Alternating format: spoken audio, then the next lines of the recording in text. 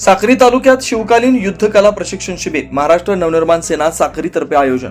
साक्री तालुका हा पूर्वगामी विचाराचा महाराष्ट्र राज्यात एक आगळीवेगळी अशी आदर्श तालुक्यांची ओळख आहे। याच अनुषंगाने महाराष्ट्र नवनिर्माण सेनेचे नेते साक्री धीरज देसले यांच्या मार्फत शिवकालीन युद्धकला प्रशिक्षण साक्री शहरात क्रीडा संकुलन इथं तरुणींनी भगिनींसाठी महिलांसाठी तलवारबाजी, लाठीकाठी, दांडपट्टा या शस्त्रांचं शास्त्रयुद्ध प्रशिक्षण सतत 10 दिवस प्रशिक्षण देण्याचं सुरू आहे।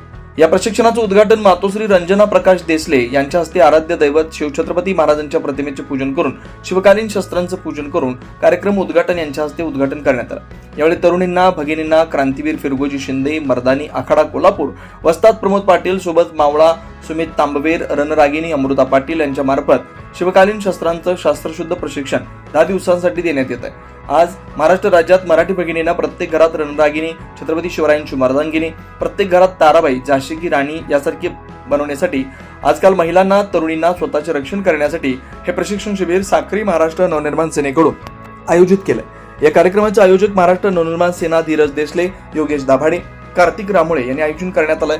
या प्रशिक्षणासाठी मोठ्या संख्येने विद्यार्थिनींनी मोठ्या उत्सवाने भाग घेतला।